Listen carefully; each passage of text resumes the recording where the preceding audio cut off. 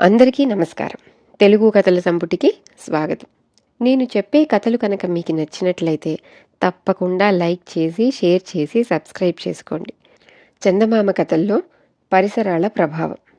ఇది రాసిన వారు కోలార్ కృష్ణ అయ్యర్. సిల్లంగేరి పట్టణంలో శేషాచలపతి ఒక సామాన్య ఉద్యోగి. పెళ్లైన కొత్తల్లో భార్య విశాలాక్షితో అతడి కాపురం హాయిగా జరిగిపోయింది. కానీ రాను రాను ఆ భార్యాభర్తల మధ్య చీటికి మాటికి కీచులాటలు ప్రారంభమయ్యాయి. ఇందుకు కారణం పొరుగున ఉన్న పెద్ద ఉద్యోగస్తుల భార్యలైన తాయారమ్మ, కనకవల్లి లాంటి వాళ్ళు తరచుగా కొత్త కొత్త నగలు, విలువైన పట్టుచీరలు కొని మధ్యాహ్నం వేళ కాలక్షేపానికొచ్చిన విశాలాక్షికి వాటిని చూపిస్తుండేవాళ్ళు. వాటిని చూసి తెగ మెచ్చుకొని ఇంటికి వస్తూనే భర్తను తనకు అలాంటి నగలు, చీరలు కావాలని పోరు పెట్టుతూ ఉండేది విశాలాక్షి. శేషాచలపతి తాను చేస్తున్న చిన్న ఉద్యోగం సంగతి, తమ ఆర్థిక పరిస్థితి భార్యకు 1-2 సార్లు ఓపిగ్గా వివరించి చెప్పేవాడు. కానీ విశాలాక్షి గయ్యమంటూ లేచేది. భార్య పోరు కొన్నాళ్లు భరించి సహనం కోల్పోయిన శేషాచలపతి మామ సోమరాజుకు కూతుర్ని పుట్టింటికి తీసుకుపోమ్మని ఉత్తరం రాశాడు. ఎంతో సాధువుగా ఉండే అల్లుడు ఇలా ఎందుకు ఉత్తరం రాశాడా అని సోమరాజు ఆశ్చర్యపోయి అప్పటికప్పుడే బయలుదేరి సిల్లంగేరి వచ్చాడు.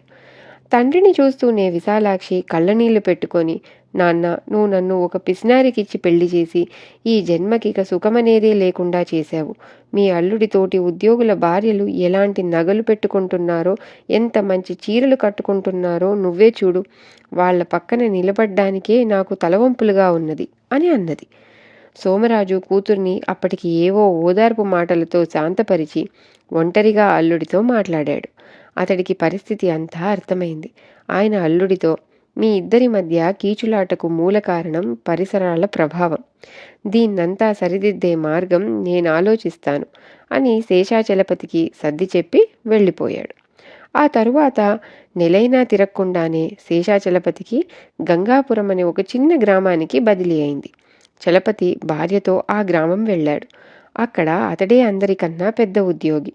విశాలాక్షి ఇరుగు పొరుగున ఉన్న చిన్న చిన్న ఉద్యోగుల భార్యలు తీరిక సమయాల్లో విశాలాక్షి దగ్గరకు వచ్చి పెద్ద ఉద్యోగి భార్య అయిన ఆమె అదృష్టాన్ని పొగడమే కాక ఆమె కట్టే చీరలు, మెడలో ఉన్న నగలతో పాటు ఇంట్లో ఉన్న పాత్ర సామగ్రిని కూడా తెగ మెచ్చుకొని, ఆహా, అదృష్టమంటే నీదే అనేవాళ్ళు.